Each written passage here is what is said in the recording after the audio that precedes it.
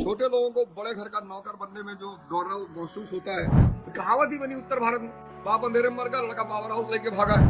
पर हमें तो पावर हाउस लेके भागना था। मैंने अपनी पर्सनल लाइफ में देखा, अपने घर में देखा कि जब मेरे घर के लोग किसी शक्तिशाली व्यक्ति के घर पे गए, न्योता करने गए, बर्थडे पे गए, तो उन्होंने गिफ्ट की बड़ी चिंता की। और जब छोटे आदमी को घर पे गए तो उन्होंने उसकी चिंता नहीं की।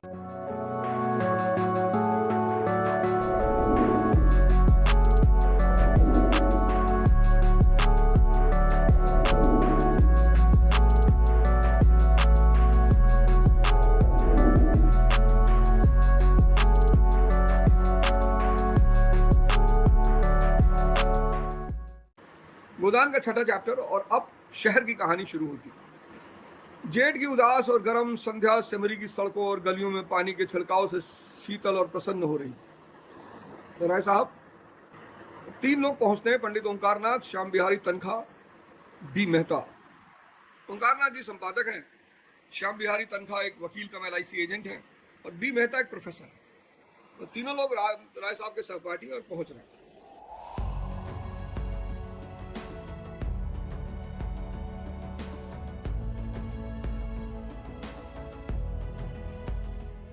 होरी भी पहुंचा है। होरी याद है ना?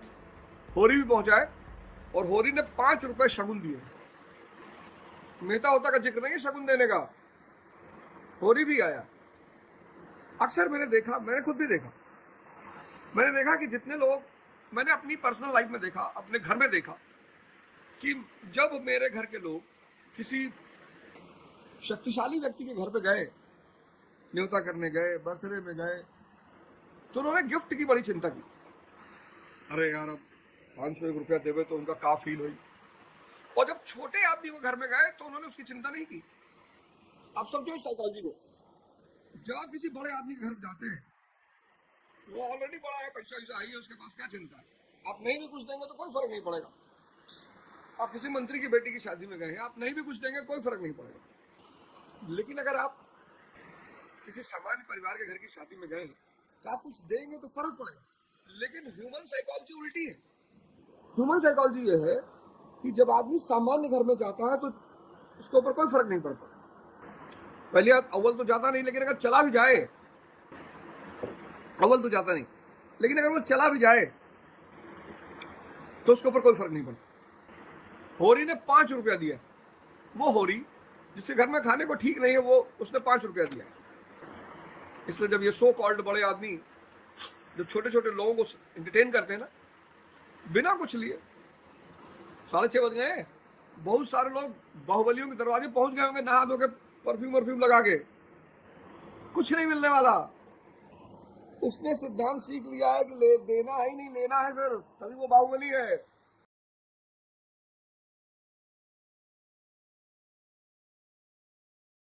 राजा जनक का माली बना है।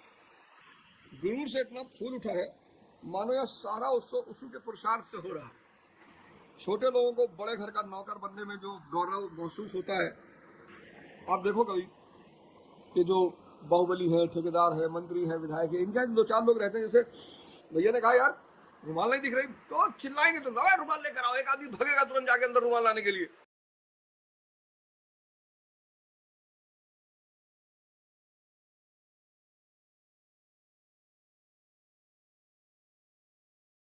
खैर, अब संपादक, वकील और प्रोफेसर बैठे हैं तो बहस तो शुरू होगी। बहस हो रही है।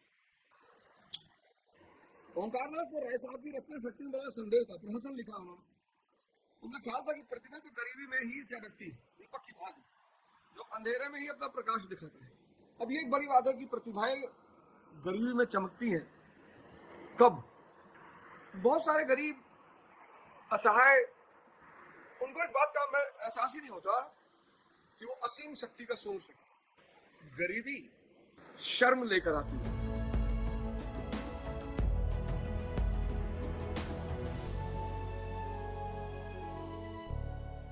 लोगों ने देखा कि वो बड़ी बातें करने से कतराते। मतलब अगर 10 लोगों के साथ बैठे तो वो ये तक नहीं कह पाते कि हाँ भैया हम IAS की तैयारी करेंगे, या हम सांसद बनेंगे, या हम प्रधानमंत्री की दौड़ में हैं। कहते हैं लोग हंसने लगेंगे।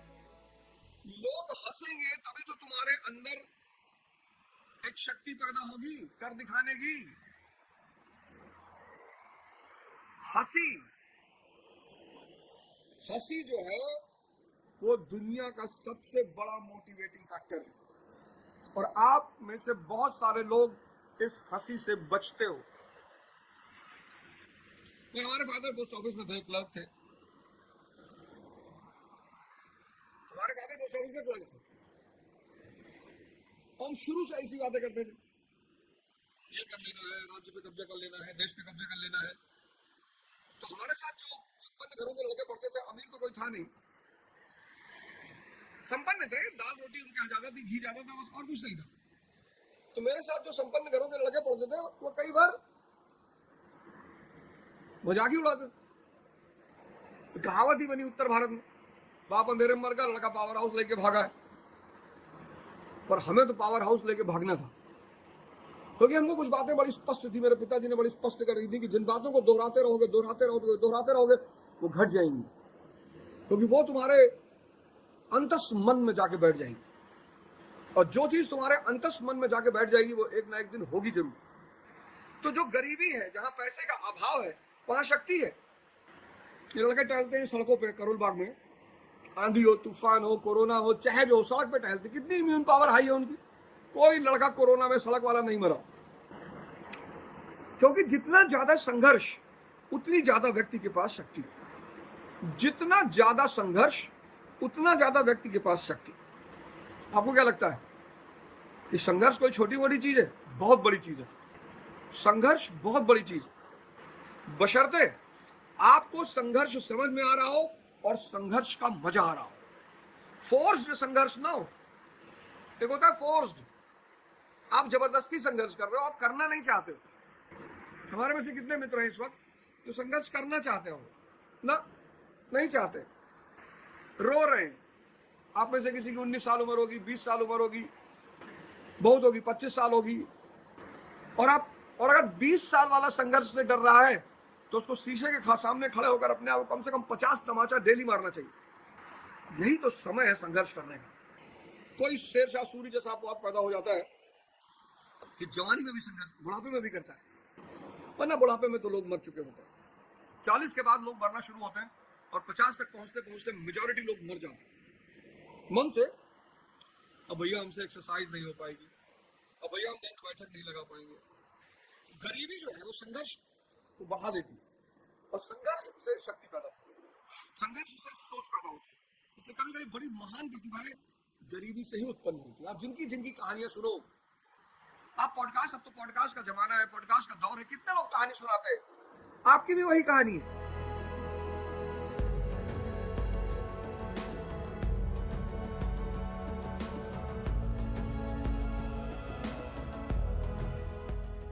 अब राय साहब ने प्रहसन लिखा है तो उसी में बहस चल गई कि भाई ऐसा थोड़ी होता है। अब ये दर्शक मेहता और ये लोग पढ़ गए राय साहब के पीछे, मेहता खासकर पढ़ गए, कह रहे जमींदार जैसे हजारों के जमींदार, आप जैसे हजारों जमींदार हैं।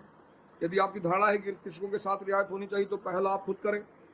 काश्तकारों को बगैर नजराने के पट्टे दें, बेगार बंद करें, इजाफा लगान को तिलांजलि दे दें, चरावर जमीन छोड़ दें। और मेहता कहते हैं मुझे उन लोगों से जरा भी हमदर्दी नहीं है जो बातें तो करते हैं कम्युनिस्टों की, मगर जीवन है रईसों का। यही तो सार है इस दुनिया का। पूंजीपति ही तो वेलफेयर फंड बनाता है। यही तो सार है इस दुनिया का, जो 99% लोग समझ ही नहीं पाते। पूंजीपति समता लाना चाहता है, पूंजीपति गरीबी दूर करना चाहता है, पूंजीपति सेवा करना चाहता है, और इसीलिए हर गरीब अमीर बनना चाहता है कि उसको भी यही सब करना है।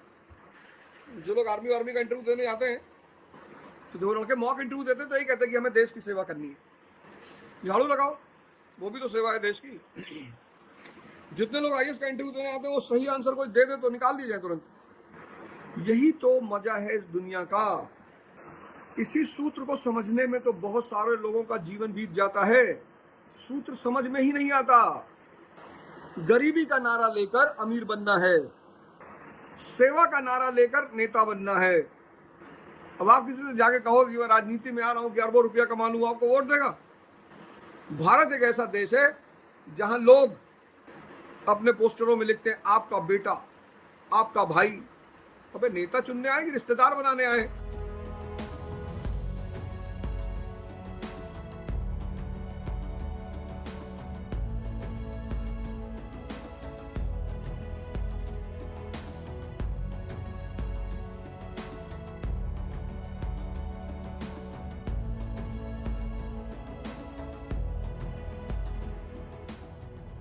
वह चल रही तत्कालीन व्यवस्था पे, साहित्य समाज का दर्पण है।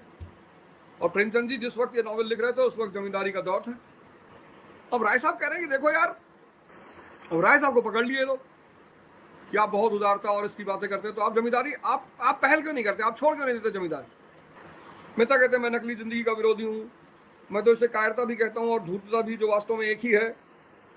कायरता और धूर्तता एक ही है। राय साहब चतुर आदमी थे। अपमान और आघात को धैर्य और उदारता से सहन करने का उन्हें अभ्यास था। क्या बात है, राय साहब चतुर आदमी थे। अपमान और आघात को धैर्य और उदारता से सहने का उन्हें अभ्यास था। और यह अभ्यास हर संपन्न व्यक्ति को होता है और सबसे ज्यादा नेताओं को होता है, अपमान और आघात।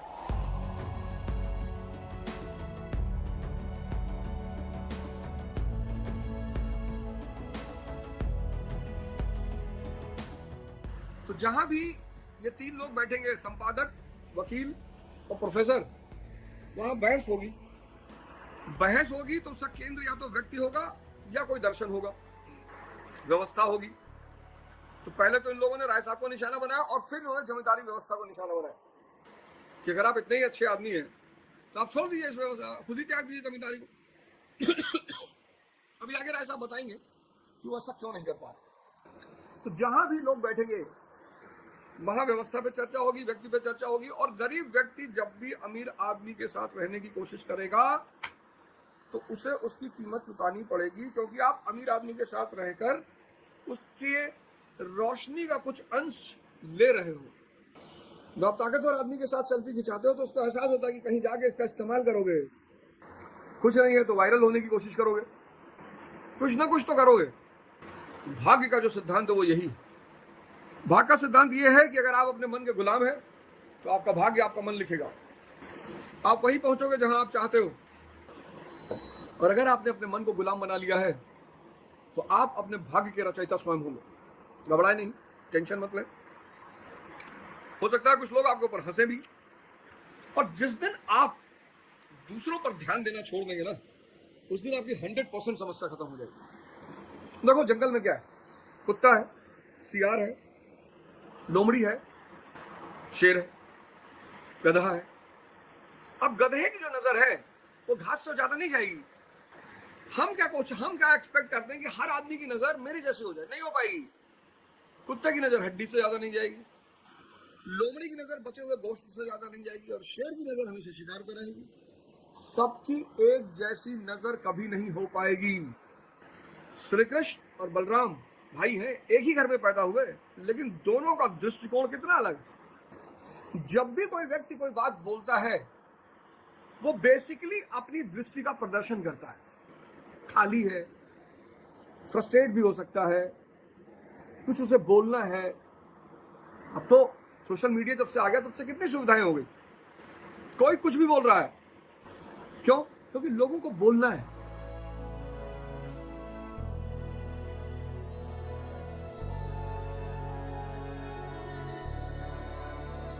और बुराई का जो रस है, उस रस की भाई साहब कोई कीमत नहीं है। बुराई एक रस है और बहुत मजा आता है। लोग कहते हैं भाई बुराई मत करो, भैया रस है वो। कोई बुराई जानबूझ के थोड़ी कर रहा है, वो एक रस है, उसमें आनंद आ रहा है, सुख मिल रहा है, मजा आ रहा है। खाली बैठे हैं, दहला पकड़ खेल रहे हैं, खैनी बना रहे हैं, क्या करें बताओ। इजराइल के बारे में पता नहीं कि देश है कि प्रदेश है, और ईरान के बारे में कुछ जानते नहीं, जीडीपी कभी पढ़ा नहीं, नेशनल इनकम जानते नहीं। किस पे बहस करें बताओ, बताओ किस पे बहस करें। तो सबको जीने का अधिकार है। आप में से बहुत सारे, मैं तो लोगों को देखता हूँ कंटेंट क्रिएशन से डरते हैं। मैं तो कुछ कंटेंट क्रिएटरों को देखता हूँ, उनको इतना गाली, लोग पूरा पूरा पूरा कमेंट ही गाली होता है, फिर भी वो बेचारे करते हैं। मैं बड़ा सम्मान करता हूँ। भाड़ में जाओ, हमारा व्यूअरशिप बढ़ रहा है, सब्सक्राइबर बढ़ रहा है। ऐसे ऐसे लोगों के 1 मिलियन फेस पे सब्सक्राइबर है, मतलब उनको देख के बेचारों को हंसी आती है, लेकिन है। और मैं उनके जज्बे को सलाम करता हूँ। इसलिए आप ये मत सोचिए कि लोग हंस रहे हैं कि आप ध्यान कर रहे हैं, फलाना कर रहे हैं, ये सब क्या बेवकूफ़ी कर रहे हैं। ये कोई बेवकूफ़ी नहीं है, ये दुनिया का सबसे बड़ा विज्ञान है। अपने मन को समझना, अपने मन को देखना, फिर साधना शुरू करना। दिन भर हर कृत्य को ध्यान में करना। कुछ भी कर रहे हैं, झाड़ू लगा रहे हैं ध्यान में, पोछा लगा रहे हैं ध्यान में, अगर आपका मन स्वतः ध्यान में लगता है, योग में लगता है, पढ़ाई में लगता है, खेल में लगता है, तब आप ध्यान ना भी करेंगे तो चलेगा, तब भी करेंगे तो अच्छा ही रहेगा, लेकिन अगर नहीं भी करेंगे तो चलेगा। लेकिन अगर आपका मन इन सब चीजों में नहीं लगता है तो ध्यान ही आपकी दवा है।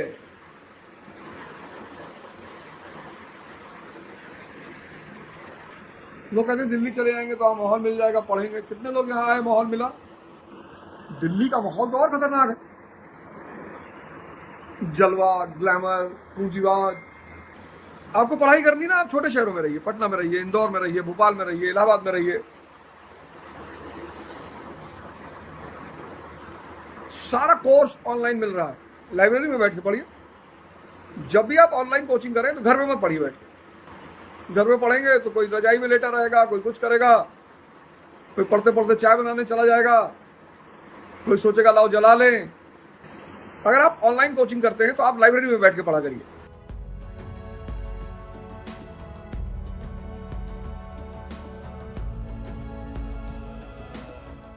और छोटे शहरों में रहिए, सुविधा है।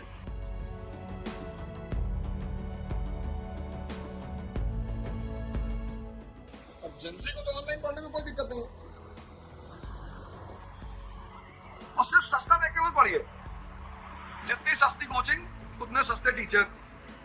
1000 रुपए घंटे का टीचर और 20,000 रुपए घंटे के टीचर में बहुत फर्क है।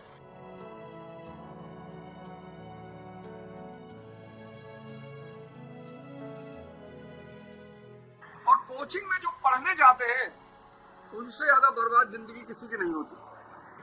कोचिंग सीखने के लिए होती है कि भैया नेशनल इनकम का चैप्टर अप्लाइड रूप से कैसे पढ़ा जाए। तो नेशनल इनकम का चैप्टर पढ़ने के बाद अमेरिका की इकोनॉमी, चीन की इकोनॉमी, भारत की इकोनॉमी, पाकिस्तान की इकोनॉमी, अफगानिस्तान की इकोनॉमी, इन पांचों इकोनॉमियों का तुलनात्मक अध्ययन का चार्ट आपको बनाना होगा। तब जाके नेशनल इनकम चैप्टर आपका स्पष्ट होगा, विजुअलाइज होगा, समझ में आएगा। जो लोग पढ़ने आते हैं वो 3-4 हजार साल तक पढ़ते ही रहते हैं कोचिंगों में।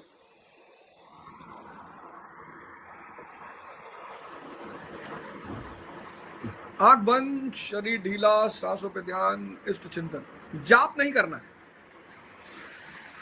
जाप में आपको चाहे आप जबान से बोले या आपको मन ही मन में बोलना है, जय श्री राम जय श्री राम, लेकिन जब आप चिंतन करते हो तो आपको राम का विजुअलाइजेशन करना है, उनका चेहरा, शरीर, पैर। तो जब आप विजुअलाइज करते हो किसी को, चिंतन करते हो, तो उसकी शक्ति आपसे जुड़ जाती है। जाप इसलिए करवाया जाता है कि आपके मन की गति को तोड़ा जा सके। जो प्रारंभिक चरण है वो जाप ही है।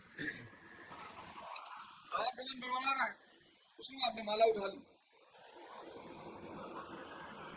तो आप शुरुआत में ध्यान को नहीं समझ पाओगे, लेकिन जब आप जाप करोगे तो आंतरिक बड़बड़ाहट टूटेगी, थोड़ा सा राहत मिलेगा आपको, थोड़ा सुकून महसूस होगा। जाप जो है वो नर्सरी का काम है। जो नर्सरी के स्टूडेंट हैं उनसे जाप कराया जाता है।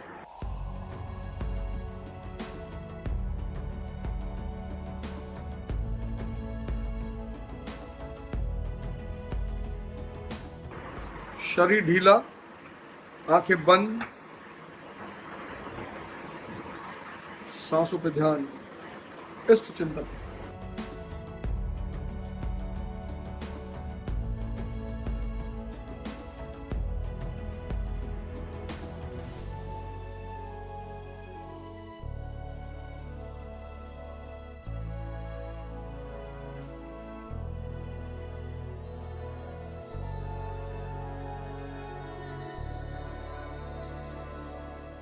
घबराना नहीं है, डरना नहीं है।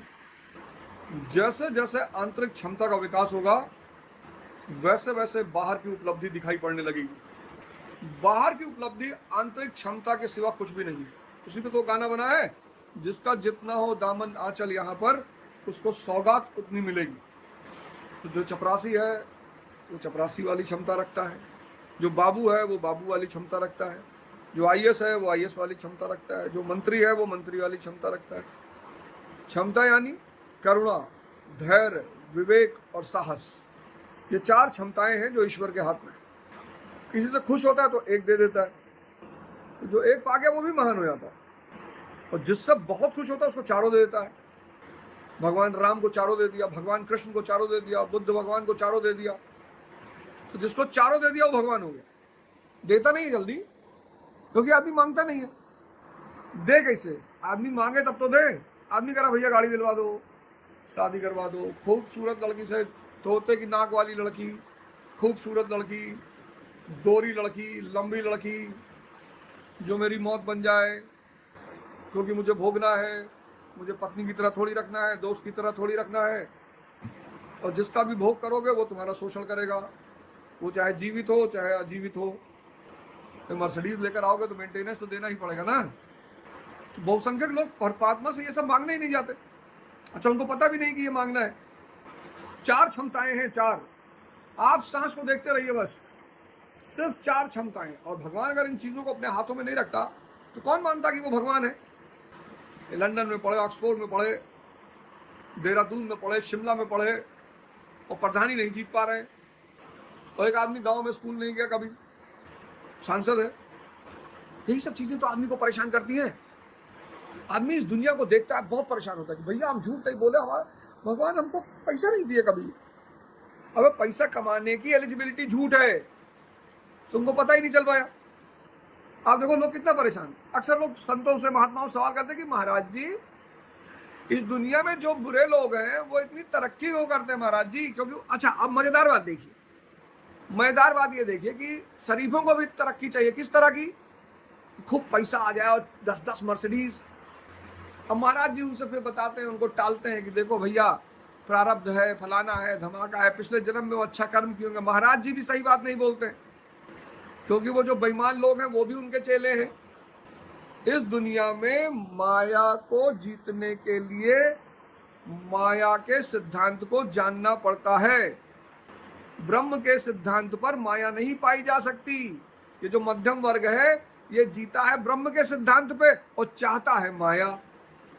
हम झूठ नहीं बोलेंगे, हम अपराध नहीं करेंगे, हम धूर्तता नहीं करेंगे, मक्कारी नहीं करेंगे, लेकिन हमारे पास 20 मर्सिडीज आ जाए, नहीं आएगी। तुम हीरो साइकिल पे चल लो, वही धन्य भाग है।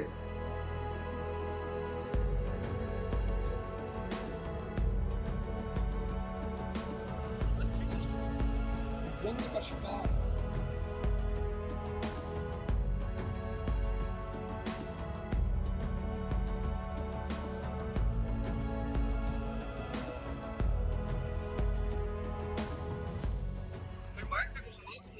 सवाल का सूत्र नहीं लगाओगे, सवाल लगेगा कैसे? तो माया के अपने सूत्र हैं, बेईमानी, झूठ, अपराध, ये सब माया के सूत्र हैं। कमा लोगे, नौकरी पा जाओगे, 10-20 हजार सैलरी मिल जाएगी, अच्छे नौकर हो 2 लाख रुपए सैलरी मिल जाएगी, और शानदार वाले नौकर हो 10 लाख रुपए भी सैलरी मिल जाएगी। लेकिन तुम चाहो कि पूंजीपति हो जाओ, मंत्री हो जाओ, सब नहीं हो पाएगा।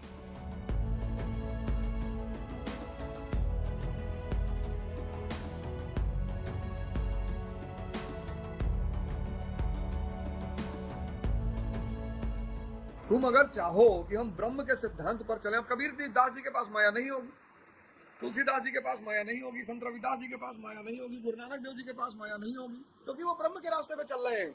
उनके पास ब्रह्म है, माया से भी बड़ी चीज है उनके पास, पर आपकी नजर ही नहीं। आप तो सोचते हो यार तुलसीदास जी, कबीर दास जी बेचारे बड़ी गरीबी में जीवन जिए, भिखमंगे गरीबी में तुम जी रहे हो, सेक्स की दवा ढूंढ रहे हो, भिखमंगे हो कि नहीं हो? पर अपनी भिखमंगई दिखाई पड़े तब ना। रात भर करवट बदल रहे हो, नींद ही नहीं आ रही हो तुमको, भिखमंगे नहीं हो। सुबह सुबह किसी अधिकारी मंत्री के घर पहुंच गए बाबूजी, अब चाहे डिफेंडर पे ही काहे ना चलते हो, लेकिन हाथ तो जोड़ ही रहे हो, भिखमंगे तो हो ही। पर इस भिखमंगई का एहसास तो हो। हमको लगता है भीख जो मंदिर के बाहर बैठ के मांग रहा वही भिखमंगा है। हमने अपनी परिभाषाएं बना ली है ना। आंख बंद, शरीर ढीला, सांसों पे ध्यान, निश्चित चिंतन।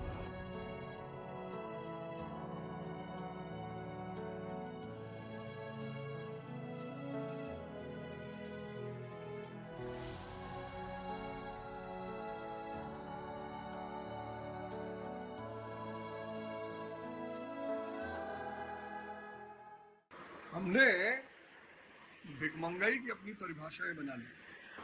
कौन किसी को ध्यान करा रहा है सुबह उठकर?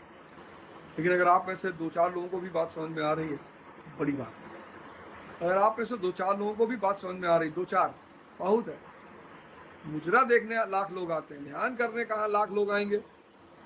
मुजरा हो रहा हो, जुआ हो रहा हो, बियर बार हो, वहां भीड़ लगती है।